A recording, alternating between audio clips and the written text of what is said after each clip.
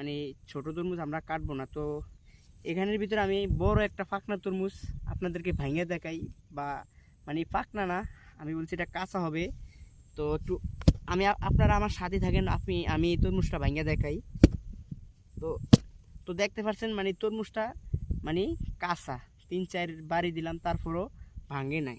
তো অলরেডি তরমুজটা ভাঙে গেছে, দেখাই আপনাদেরকে।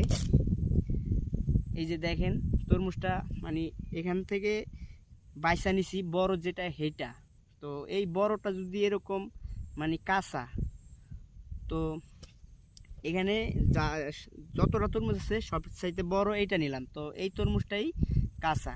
তো আমি বলছি আবারও, যারা কৃষক তাদেরকেও বলছি এবং যারা মানে ব্যাপারী তাদেরকেও বলছি, তো ভাই এই ছোট তরমুজগুলো এবং কাঁচা তরমুজগুলো আপনারা মানে কাটবেন না। তো যদি মানে এই তরমুজগুলা খেতে থাকে কৃষকের ভালো হবে এবং কৃষক আবারও এই তরমুজগুলা বেচতে পারবো। আর মানে সাধারণ মানুষ অল্প দামে কিনা খাইতে পারবে, কারণ এই দ্বিতীয় কাটার তরমুজগুলো বেশি বড় হয় না এবং কৃষক বেশি টাকার আশা করে না, এগুলো অল্প দামে বিক্রি করে আর সাধারণ মানুষ অল্প দামে কিনা খাইতে পারে। তো আমি মানে ব্যাপারীদেরকে বেশি উদ্দেশ্য করে বলছি যে আপনারা যদি ক্ষেত কিনেন, আপনারা বড় তরমুজ যেটা বড় হয় সেটা সবচেয়ে বড় মানে ভালো হবে এবং পাকনা হবে, সেরকম সাইজের তরমুজ আপনারা কাইটটা নেবেন।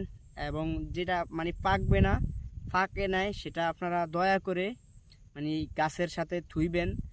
তো থুইলে সবারই ভালো হবে, কৃষকের তো ভালো হবেই এবং যারা সাধারণ অল্প টাকায় তরমুজ কিনা খাইতে চায় তারাও কিনা খাইতে পারবে। তো অবশ্যই সবাই মানে আমি যেটুক কথা বলছি অবশ্যই আপনারা বুঝতে পারছেন। তো এই ভিডিওটা করার উদ্দেশ্য হলো এটা। তো পিছনে কিন্তু আমার তরমুজ ছিল, তো তরমুজগুলা কাইটা নিয়ে গেছে।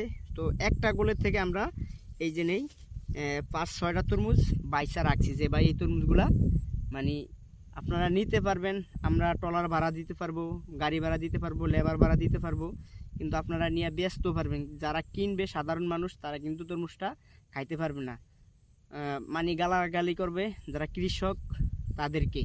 তো আমি এই জন্য তারাও মানে ব্যাপারীও কথাগুলো বুঝতে পারছে।